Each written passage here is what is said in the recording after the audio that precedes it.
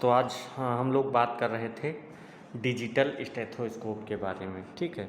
जिसमें मैंने बताया था कि डिजिटल स्टेथोस्कोप क्या होता है। एक एडवांस स्टेथोस्कोप है जो कि बॉडी साउंड को पहले इलेक्ट्रॉनिक जो सिग्नल्स रहते हैं उनमें कन्वर्ट करता है, फिर उसको एम्पलीफाई करता है और जो एम्पलीफाई कर देगा, जिससे क्या होगा जो एग्जामिनर है उसको हाई क्वालिटी में साउंड वहाँ पे क्लियर अपीयरेंस उसका वहाँ उसको सुनाई देगा, ठीक है।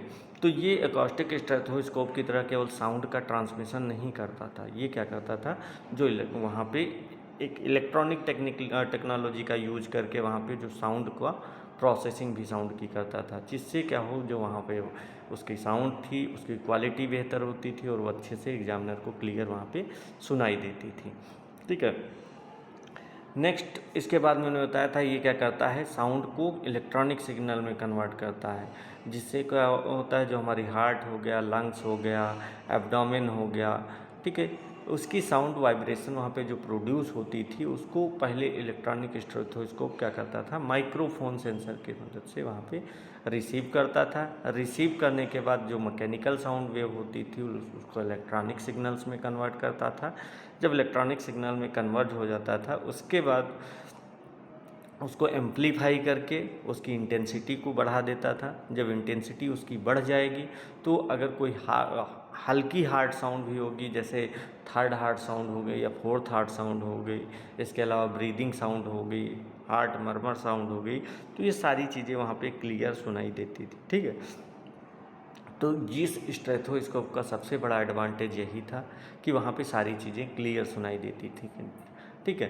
तो जब क्लियर वहाँ पे एग्जामिनेशन जो एग्जामिनर है उसको सुनाई देंगी तो वो क्या कर पाएगा, उस चीज़ को एसेस भी कर पाएगा कि कौन सी एक्यूरेट कह सकते हैं, उसकी डायग्नोसिस भी कर पाएगा कि कौन सी डिजीज है क्या है, ठीक है।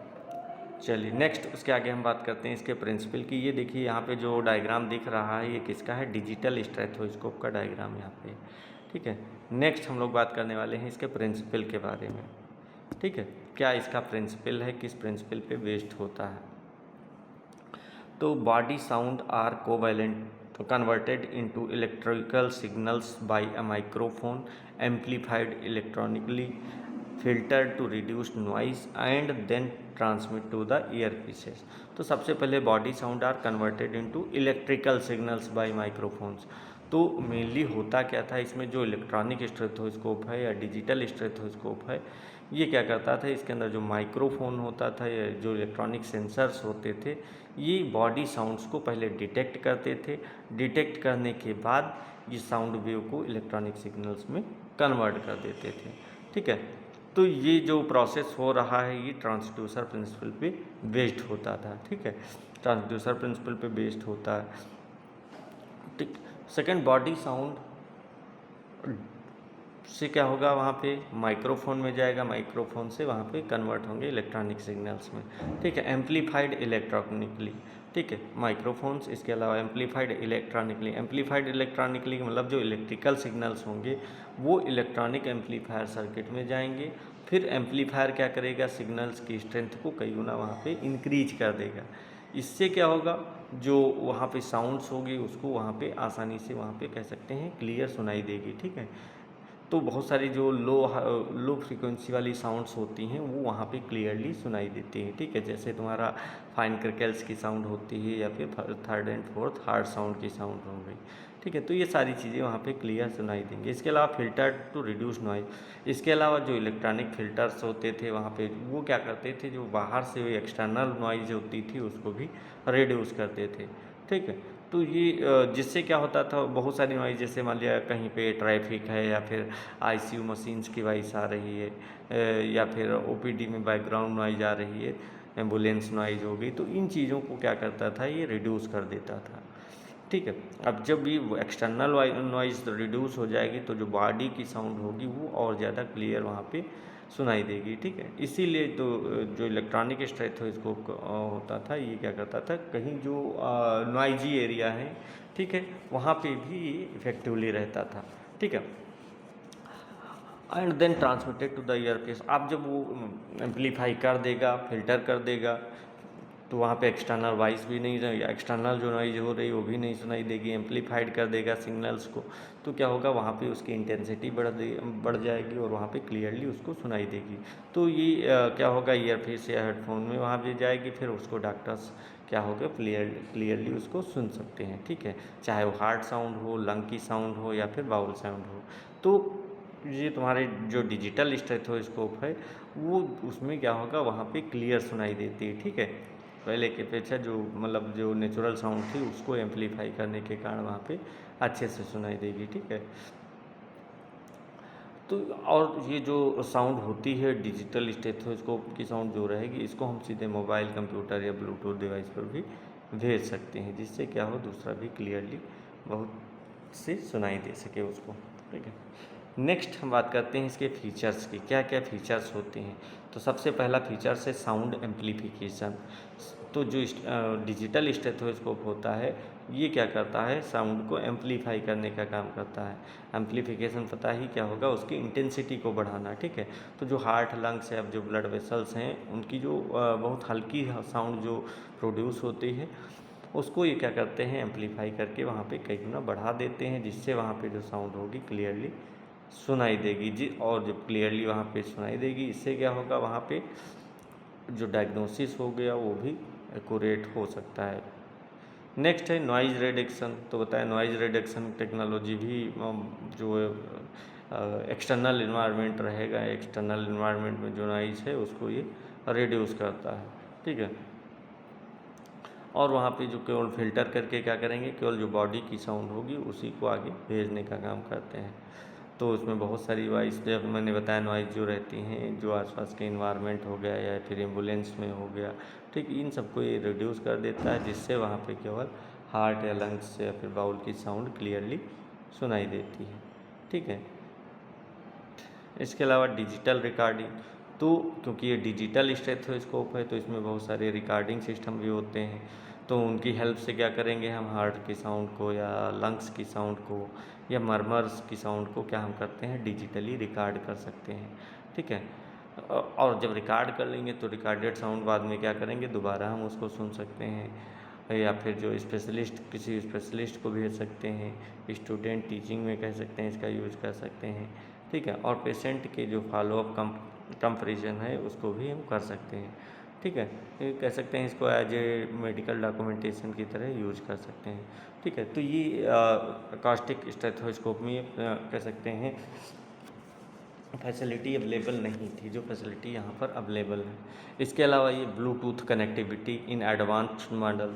तो जो एडवांस्ड इलेक्ट्रॉनिक ये डिजिटल स्टेथोस्कोप आए हैं, इसमें क्या होता है, ब्लूटूथ की भी फैसिलिटी अवेलेबल होती है। ठीक है, तो ये ब्लूटूथ जैसे स्मार्टफोन है, टैबलेट या फिर लैपटॉप में रहता है, उससे क्या कर सकते हैं, इसको आसानी से हम कनेक्ट कर सकते हैं। और इसके बाद क्या होगा, जब हम कनेक्ट कर देंगे उसको, तो जो हार्ट साउंड है या लंग साउंड है सीधे हम क्या करेंगे, डिजिटल डिवाइस पे वहाँ पे सुन सकते हैं, वहाँ पे उसको पहुँचा सकते हैं। ठीक है, तो इससे क्या होगा, जो रिमोट कंसल्टेशन है और जो ऑनलाइन टीचिंग है उसमें भी क्या रहेगी, आसानी रहेगी। नेक्स्ट है कंप्यूटर और स्मार्टफोन कंपैटिबिलिटी। तो जो कई डिजिटल स्टेथोस्कोप होते हैं उसमें क्या होगा, जो सॉफ्टवेयर रहेंगे या जो मोबाइल एप्लीकेशंस होता हैं उनके साथ ही स्पेशली वर्क करते हैं। ठीक, तो इनकी हेल्प से हम क्या करेंगे, साउंड को स्टोर कर लेंगे, उसको एनालाइज कर सकते हैं, शेयर कर सकते हैं। ठीक है, और कंपेयर भी कर सकते हैं। तो ये सारी चीज़ें रहती हैं, जिससे क्या होगा, वहाँ पे जो सिस्टम वेवफॉर्म में वहाँ पे दिखेंगे, जैसे कि हार्ट हो गई, हार्ट साउंड हो गई, या विजुअल एनालिसिस, हार्ट साउंड का हम क्या कर सकते हैं, विजुअल एनालिसिस भी कर सकते हैं। ठीक है, तो ये काम ये मेनली किसके लिए, जैसे रिसर्च है या फिर जो टेलीमेडिसिन्स का कोर्स रहता है, टेलीमेडिसिन्स में बहुत ही यूज़फुल होता है, क्योंकि वहाँ पे डॉक्टर्स क्या रहते हैं, ऑनलाइन रहते हैं। ठीक है, तो ये सारी चीज़ें वहाँ पे अच्छी रहेंगी, उनको हम आसानी से डॉक्टर्स को भेज भी सकते हैं। ठीक है, अब इसके क्या क्या यूजेज होते हैं, कहाँ कहाँ इसका यूज किया जाता है। तो सबसे पहले बात करते हैं कार्डियोलॉजी। तो कार्डियोलॉजी में क्या होगा, जो डिजिटल स्टेथोस्कोप रहता है इसका सबसे ज़्यादा यूज़ किया जाता है, क्योंकि ये हार्ट साउंड या फिर हार्ट मरमर हो गया, या फिर किसी के कंजेनाइटल हार्ट डिजीज हो गई, गैलोप रिदम्स हो गई, वाल्व डिसऑर्डर हो गए, तो इन चीज़ों के बारे में हम स्पेशली वहाँ पे क्लियरली सुन सकते हैं, ठीक है। और इसीलिए जो कार्डियोलॉजिस्ट होते हैं मोस्टली क्या करेंगे, यहाँ पे डिजिटल स्टेथोस्कोप का ही यूज करते हैं, ठीक है। नेक्स्ट है इंटेंसिव केयर यूनिट, आईसीयू में भी क्या, जिसको आईसीयू कहते हैं, आईसीयू में भी मेनली क्या रहता है, बहुत सारी जो मशीन्स रहती हैं, वेंटिलेटर्स रहते हैं या जो मॉनिटर्स रहते हैं, वो क्या करते हैं, लगातार वहाँ पे वॉइस को प्रोड्यूस करते रहते हैं। अब होता क्या है, ऐसे में वहाँ बहुत ज़्यादा नॉइजी इन्वायरमेंट हो जाता है। तो नॉइजी इन्वायरमेंट में क्या करेंगे, जो नॉर्मल स्टेथोस्कोप है, जिसको हम एकॉस्टिक स्टेथोस्कोप कहते थे, उससे हम उसको क्लियरली कह सकते हैं स्कल्टेशन नहीं कर सकते, ठीक है। वहाँ पे बहुत ज़्यादा प्रॉब्लम्स होती हैं, ठीक है, क्योंकि एक्सटर्नल नॉइज़ के कारण। तो उसकी जगह पे क्या करेंगे, हम वहाँ पे इलेक्ट्रॉनिक स्टेथोस्कोप का यूज़ करते हैं, ठीक है। अब इलेक्ट्रॉनिक स्टेथोस्कोप क्या करता है, जो नॉइस है, नॉइस को रिड्यूस करने, क्योंकि नॉइस को रिड्यूस करता है, क्योंकि मैंने बताया था जो उसके अंदर क्या रहेगी, नॉइस रिडक्शन टेक्नोलॉजी यूज़ की गई होती है, जिससे केवल जो हमें साउंड होगी, जो बॉडी की साउंड होगी, वही ही स्पेशली सुनाई देगी और बाकी नहीं सुनाई देगी, ठीक है। तो ये अलग अलग स्टेथोस्कोप होते हैं जिनका हम यूज़ करते हैं। तो इसका आईसीयू में भी बहुत ज़्यादा यूज होता है। इसके अलावा टेलीमेडिसिन्स में क्या रहता है, उन्हें बताया, टेलीमेडिसिन्स में जो कोई पेशेंट ऑनलाइन मेडिकल कंसल्टेशन लेते हैं, उनके लिए बात करें तो टेलीमेडिसिन्स में ऑनलाइन कंसल्टेशन होता है। तो वहाँ पे जो इलेक्ट्रॉनिक स्टेथोस्कोप होगा, उसके थ्रू हम क्या कर सकते हैं, पेशेंट के हार्ट साउंड को रिकॉर्ड करके इंटरनेट के थ्रू वहाँ पे डॉक्टर्स को डायग्नोसिस के लिए भेज सकते हैं। तो वो आप जब उसको भेज देंगे तो क्या होगा, जो वहाँ पे दूर बैठा डॉक्टर्स होगा, वो भी क्या होगा, हार्ट या लंग्स की साउंड को आसानी से एसेस कर सकता है, उसको मॉनिटर कर सकता है, देख सकता है, ठीक है। तो इससे क्या होगा, तो कह सकते हैं वहाँ पे इसका इस तरह यूज किया जाता है। तो इसके अलावा जैसे जो बहुत सारे रूरल एरिया हैं, ठीक है, या फिर बहुत कोई ऐसी जगह हैं जहाँ पे डॉक्टर्स का जाना संभव नहीं, तो वहाँ पे क्या करेंगे, इसका यूज़ करके हम आइडेंटिफाई कर सकते हैं, वहाँ पे डिजीज़ को डायग्नोस कर सकते हैं। नेक्स्ट है मेडिकल एजुकेशन। तो मेडिकल एजुकेशन में क्या होता है, जो वो मेडिकल कॉलेज हो गए, वहाँ पे भी क्या रहते हैं, इलेक्ट्रॉनिक स्टेथोस्कोप का यूज किया जाता है फॉर टीचिंग पर्पज़ के लिए, ठीक। तो होगा क्या, जो रिकॉर्डेड साउंड्स होंगे, स्टूडेंट्स या फिर इंटर्न्स हो गए, रेजिडेंट्स हो गए, उनको एक साथ वहाँ पे सुना सकते हैं। इससे क्या होगा, जो नॉर्मल हार्ट रेट्स होगी, नॉर्मल साउंड्स होगी, या फिर मरमर्स होगा, या फिर लंग साउंड्स होगी, इनको वहाँ पे उसको कैसे आइडेंटिफाई करेंगे, उसको कैसे करना होगा, तो ये आसानी से उनको हम क्या कर सकते हैं, सिखा सकते हैं। नेक्स्ट है रिसर्च के बारे में। तो जो मेडिकल रिसर्चेज होते हैं, उसमें भी इलेक्ट्रॉनिक स्टेथोस्कोप का बहुत ज़्यादा यूज रहता है, क्योंकि जो हार्ट साउंड होगी उसको रिकॉर्ड कर हम क्या करेंगे, रिकॉर्ड कर लेते हैं, ठीक है, उसकी फ्रिक्वेंसी को एनालाइज कर सकते हैं। इसके अलावा डिजीज़ प्रोग्रेशन को कंपेयर करते हैं, और जो नए डायग्नोस्टिक मेथड्स होते हैं उनको भी डेवलप करते हैं। तो इसीलिए क्या होगा, ये क्लिनिकल रिसर्च में भी एक इम्पॉर्टेंट रोल प्ले करता है। तो जो ये रहेगा मेनली, इसमें रहता क्या है, और जो डिजिटल माइक्रोस्कोप होगा, तो ये सारी चीज़ें इनमें हम क्या कर सकते हैं, यूज कर सकते हैं। तो अब इसके एडवांटेज की बात करते हैं, क्या क्या एडवांटेज हैं। तो एडवांटेज में सबसे पहले है एक्सेलेंट साउंड क्वालिटी।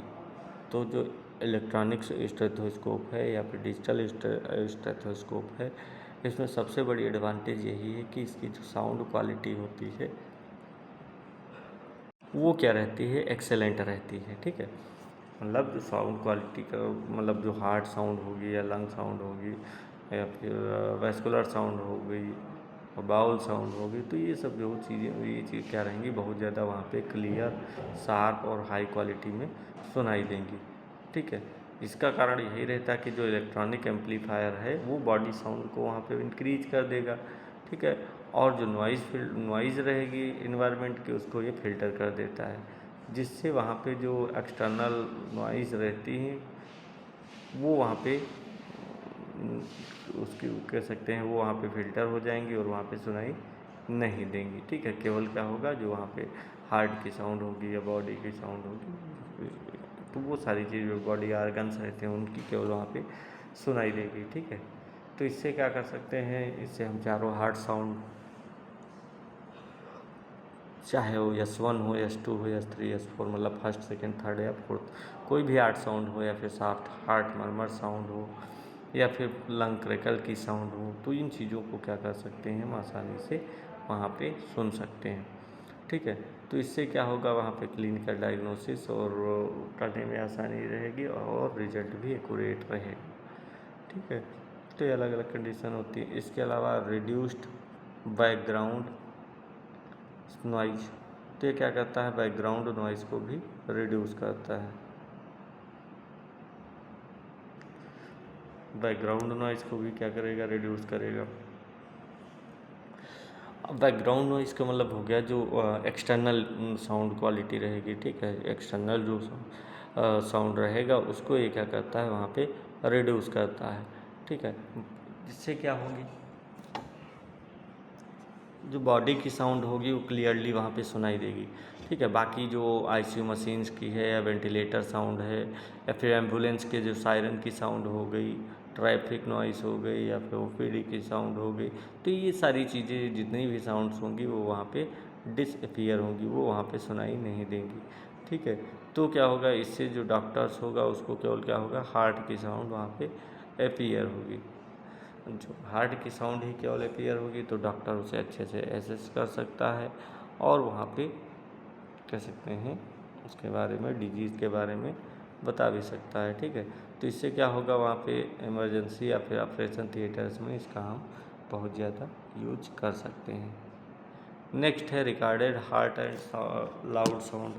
तो मेनली होता क्या है, जो डिजिटल स्टेथोस्कोप है इसके अंदर रिकॉर्डिंग की अवेलेबिलिटी रहती है, रिकॉर्ड कर सकते हैं साउंड को। तो इसकी हेल्प से हम क्या करेंगे, जो हार्ट की साउंड है, लंग की साउंड हो या फिर हार्ट मर्मर्स की साउंड हो, इसको हम डिजिटली रिकॉर्ड कर सकते हैं और रिकॉर्डिंग का यूज हम पेशेंट के फॉलोअप में ले सकते हैं, वहाँ पे कंपेयर कर सकते हैं, क्लिनिकल डॉक्यूमेंटेशन कर सकते हैं और जो स्पेशलिस्ट कंसल्टेंट रहते हैं उनको हम सुना सकते हैं। ठीक है, ये सारी चीज़ें होती है, रिसर्च के लिए यूज कर सकते हैं। तो अलग अलग कंडीशंस होती है जहाँ पे हम इसको यूज कर सकते हैं।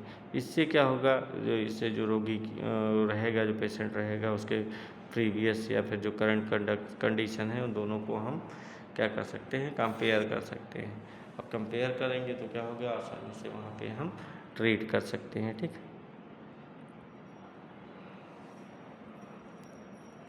नेक्स्ट है useful for hearing impaired clinicals. तो अगर किसी डॉक्टर या जो हेल्थ केयर प्रोफेशनल की जो हेयरिंग एबिलिटी होती है वो रिड्यूस हो जाए, ठीक है, वो प्रॉपर सुन नहीं सकता है, तो उस कंडीशन में क्या होगा, तो हम वहाँ पे इलेक्ट्रॉनिक डिजिटल स्टेथोस्कोप को यूज कर सकते हैं। ठीक है, तो जो डिजिटल इलेक्ट्रोस्कोप का यूज करेंगे तो ये क्या करेगा, साउंड को एम्पलीफाई करेगा। एम्पलीफाई करने के बाद जो जो हल्की साउंड होती थी, बॉडी साउंड होती थी, वो फिर बाद में तेज़ सुनाई देने लगेगी। ठीक है, इससे क्या होगा, इसमें भी कुछ एडवांस्ड मॉडल्स रहते हैं जिसमें क्या होगा, वहाँ पे वॉल्यूम कंट्रोल करने की फैसिलिटी रहती है, फ्रीक्वेंसी एडजस्टमेंट की फैसिलिटी अवेलेबल होती है, या फिर यहाँ पे हेडफोन सपोर्ट कह सकते हैं, हेडफोन सपोर्ट वहाँ पे प्रोवाइड करता है। तो इस कारण से वहाँ पे क्या होगा, जो हेयरिंग होगा, जिनको कह सकते हैं हेयरिंग एबिलिटी कम होगी, उनको भी क्या कर सकते हैं, वहाँ पे बाद में सुनाई दे सकता है। ठीक है, इस जो इम्पेयर्ड क्लिनिकल्स हैं उसको भी सही से, वो भी इसको सही से क्या कर देंगे, स्कल्टेशन कर सकते हैं। ठीक है, नेक्स्ट हम बात करते हैं इसके डिसएडवांटेज की। अब ये एडवांटेज हो गई, मैंने बताया कौन कौन से एडवांटेज थे। एडवांटेज का मतलब होता है कि इसको कहाँ कहाँ पे हम क्या क्या इसके फ़ायदे हैं, कहाँ कहाँ इसका हम यूज कर सकते हैं, ये चीज़ें। अब डिसएडवांटेज इसके क्या क्या कमियाँ कह सकते हैं होती हैं। ठीक है, तो सबसे पहले बात करते हैं डिसएडवांटेज में एक्सपेंसिव की। तो जो डिजिटल स्टेथोस्कोप रहता है, ये जो एकॉस्टिक स्टेथोस्कोप की अपेक्षा क्या रहेगा, थोड़ा एक्सपेंसिव रहता है, ठीक है। तो इसी कारण से क्या होगा, इसमें जो इलेक्ट्रॉनिक, अब इसका कारण क्या होता है, कारण सबसे बड़ा कारण क्या है, इसमें जो इलेक्ट्रॉनिक सर्किट्स होते हैं, माइक्रोफोन्स हो गया, एम्पलीफायर्स हो गया, ठीक है, ये सारी चीज़ें, नॉइज़ को कंट्रोल करने वाला होगा, नॉइज़ को कह सकते हैं फिल्टर करने वाला, या फिर जो ब्लूटूथ टेक्नोलॉजी हो गया, ठीक है। तो बहुत सारी इसके अंदर क्वालिटी रहती हैं, जिसके कारण इसे क्या कहेंगे, एडवांस्ड कंपोनेंट्स होने के कारण इसको हम मेडिकल स्टूडेंट्स या जो स्मॉल क्लिनिक्स होते हैं वहाँ पे हम आसानी से स्मॉल क्लिनिक्स से इसको नहीं खरीद सकते, क्योंकि इसकी जो कास्ट रहती है वो बहुत ही ज़्यादा हाई रहती है, ठीक है। तो सबसे पहले यही इसका डिसएडवांटेज है कि ये क्या है, एक्सपेंसिव है। सेकंड, रिक्वायर्स बैटरी या चार्जिंग। तो देखो, मैंने बताया था जो कास्टिक स्टेथोस्कोप होता था वहाँ किसी प्रकार की चार्जिंग या फिर बैटरीज या फिर किसी प्रकार की रिक्वायरमेंट नहीं होती थी, लेकिन यहाँ पे क्या है, यहाँ पे रिक्वायर्स बैटरी एंड चार्जिंग, ये सारी चीज़ें वहाँ पे रिक्वायरमेंट होंगी, ठीक है, क्योंकि यहाँ पे बैटरी होना चाहिए और इसके अलावा रिचार्जेबल पावर सोर्स होना चाहिए, जिससे क्या होगा, इसकी जो बैटरी हो डिस्चार्ज ना हो, और इसके अलावा जो वहाँ पे चार्जिंग हो जाए तो क्या करना चाहिए, वहाँ पे स्टेथोस्कोप अगर होगा तो वर्क नहीं करेगा, ठीक है। तो बैटरी डिस्चार्ज हो जाएगी तो क्या करेगा, चार्ज करना पड़ेगा, तो या फिर इसे चार्ज करना रहेगा, या फिर उसकी जो बैटरी होगी वो रिप्लेस करने की रिक्वायरमेंट होगी अगर चार्जिंग वहाँ पे चली जाए तो, ठीक। तो ये लिमिटेशंस इसकी हैं, जिसके कारण क्या करेंगे, इसको हम यूज़ करते हैं, लेकिन यहाँ पे ये इसकी डिलिमिटेशंस या कह सकते हैं इसकी ड्रॉबैक्स हैं। नेक्स्ट है मोर डेलिकेट देन एकॉस्टिक स्टेथोस्कोप। जो इलेक्ट्रॉनिक स्टेथोस्कोप है या जो डिजिटल स्टेथोस्कोप है, ये नॉर्मल जो रहेगा एकॉस्टिक स्टेथोस्कोप उसकी कंपेयर में अधिक डेलिकेट रहता है, बहुत ही कह सकते हैं नाजुक रहेगा, ठीक है। क्योंकि इसमें क्या रहेगा, इलेक्ट्रॉनिक सर्किट्स होते हैं। अब इलेक्ट्रॉनिक सर्किट्स हैं और वहाँ पे सेंसर्स लगे हुए हैं, माइक्रोफोन है, और इसके अलावा वहाँ पे कह सकते हैं ब्लूटूथ मॉडल है, तो ये सारी चीज़ें क्या है, बहुत ही सेंसिटिव होते हैं, ठीक। जब ये सेंसिटिव होंगे तो क्या होगा, अगर ये गिर जाएगा तो क्या होगा वहाँ पे, ठीक है। तो ये सारी जो इलेक्ट्रॉनिक कंपोनेंट्स होंगे वो खराब जाएंगे वहाँ पे, ठीक है। इसीलिए इसको क्या करना पड़ता है, बहुत ज़्यादा सेंसिटिव होने के कारण वहाँ पे इसको सही से रखना पड़ता है, ठीक है। तो ये सारी चीज़ें केयरफुल हैंडल नहीं करेंगे तो ये सारी चीज़ें खराब जाएंगी, ठीक है। तो इसकी जो मेंटेनेंस होती है वो भी क्या रहेगी, एकॉस्टिक स्टेथोस्कोप की अपेक्षा बहुत ज़्यादा होती है, ठीक है। तो ये कारण रहता है जिसके कारण क्या होगा, अब एक्सपेंसिव होगा, मोर रिक्वायर्स बैटरी, चार्जिंग के लिए बैटरी की रिक्वायरमेंट होगी, और मोर डेलिकेट देन एकॉस्टिक स्टेथोस्कोप की अपेक्षा ही क्या रहेगा, मोर डेलिकेट रहेगा। तो ये तीन इसके क्या हैं, डिसएडवांटेज हैं, एक्सपेंसिव होना, बैटरी रिक्वायरमेंट, और इसके अलावा डेलिकेट डिजाइंस, ठीक है, जिसके कारण क्या होना पड़ेगा, इसको वहाँ पे जो इसको हैंडल करना पड़ेगा, ठीक है। लेकिन इसके यूज भी, इसका एडवांटेज भी है, कह सकते हैं। एडवांटेज क्या क्या है भाई, जो टेलीमेडिसिन्स है या रिसर्च होती है वहाँ पे इसका अच्छा यूज कर सकते हैं, और जो बैकग्राउंड नॉइज़ होती है, बैकग्राउंड नॉइज़ को भी हम क्या कर सकते हैं, कम कर सकते हैं, बहुत ज़्यादा रिड्यूस हो जाती है।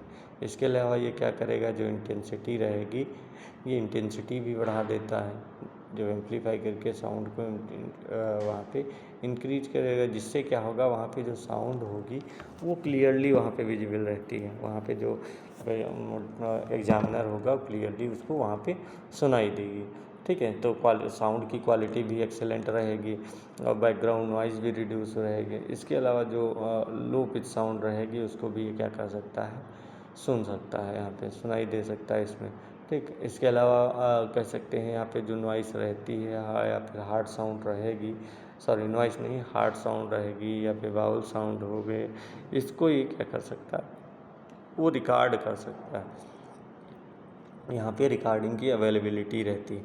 अब जब रिकॉर्ड कर लेंगे तो क्या होगा, उसको हम बाद में भी सुन सकते हैं, या फिर जो फॉलोअप ले सकते हैं, उसको हम कंपेयर कर सकते हैं। जो पहली हार्ट साउंड थी, इसके पहले ट्रीट कर रहे थे, उसके बाद जो पेशेंट आया दोबारा जब करेंगे, तो जो पहली हार्ट साउंड हो गई, दूसरी हार्ट साउंड हो गई, दूसरों को हम क्या कर सकेंगे, कंपेयर कर सकेंगे।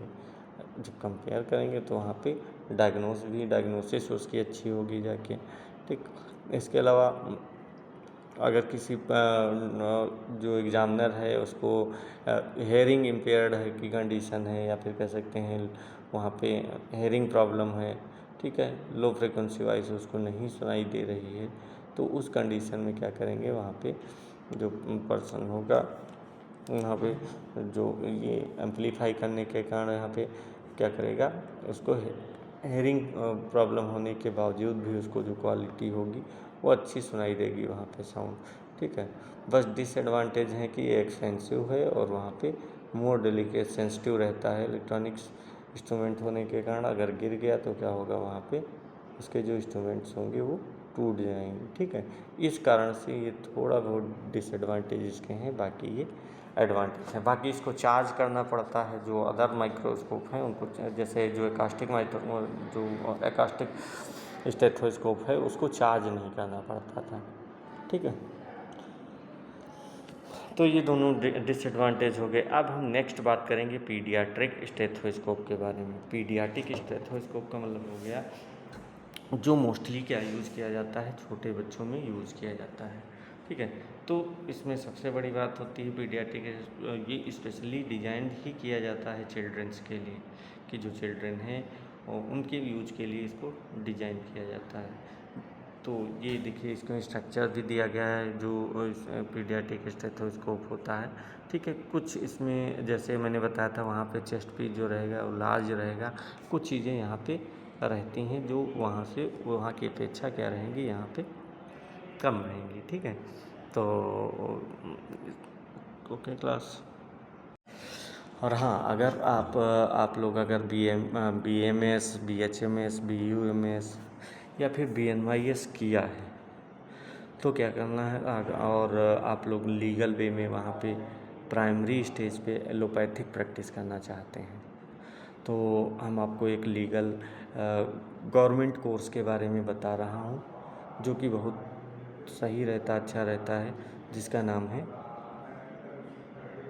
CCH, ठीक है। CCH जो कि 1 ईयर का कोर्स रहता है। अगर इसको 1 ईयर कोर्स रहता है, अगर इसको करना चाह रहे हैं तो इसकी कंप्लीट फ़ीस की बात की जाए तो कितनी रहती है, 25,000 रहेगी। 25,000 फ़ीस दे के आप इसको कर सकते हैं। 1 साल का कोर्स होता है। इसको करने के बाद आप वहाँ पे लीगल वे में जो प्रैक्टिस होती है, एलोपैथिक प्रैक्टिस होती है, उसको कर सकते हैं, ठीक है। अगर इसके अलावा अगर आपका मेडिकल स्टोर है, अपना खुद का मेडिकल स्टोर चला रहे हैं और उसे फार्मा क्लिनिक में चेंज करना चाहते हैं तो आपके लिए बेस्ट है टेलीमेडिसिन कोर्स, ठीक है। टेलीमेडिसिन कोर्स, इसमें आपको बताया जाएगा कि आप अपने मेडिकल स्टोर को कारपोरेट मेडिकल में कैसे कन्वर्ट कर सकते हैं, कारपोरेट मेडिकल से कैसे बेहतर बना सकते हैं, ठीक है। और जो एक हेल्थ केयर इकोसिस्टम होता है उसको डेवलप कर सकते हैं, ठीक है।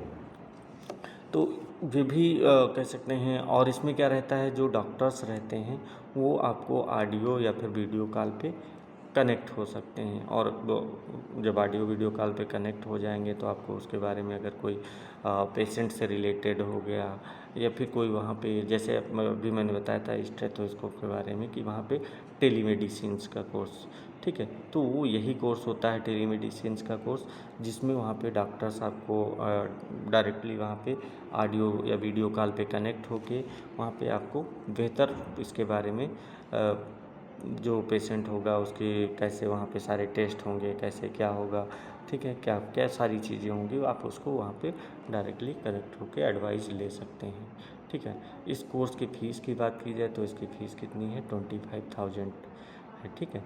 अगर आप इस कोर्स को करने के इच्छुक हैं तो आपको जो दिए गए नंबर्स हैं इस पे आप कॉल कर सकते हैं और इसके बारे में डिटेल जानकारी ले सकते हैं कि क्या कोर्स की फ़ीस है, कितना क्या चार्जेस रहेंगे, कितने ईयर का होगा, कैसे करना रहेगा, सारी चीज़ें वहाँ आपको अच्छे ढंग से इसके बारे में बताया जाएगा। ठीक है, ओके क्लास। तो अगर करना चाहते हैं तो आप दिए गए नंबर पे कॉल कर सकते हैं और सारी चीज़ें क्लियर कर सकते हैं। चलिए क्लास, तो आज इतना ही रखते हैं, बाकी नेक्स्ट क्लास में हम पढ़ेंगे पीडियाट्रिक स्टेथोस्कोप के डिटेल से, इसके बारे में क्या होता है और कैसे इसको करते हैं। ठीक है, ओके क्लास।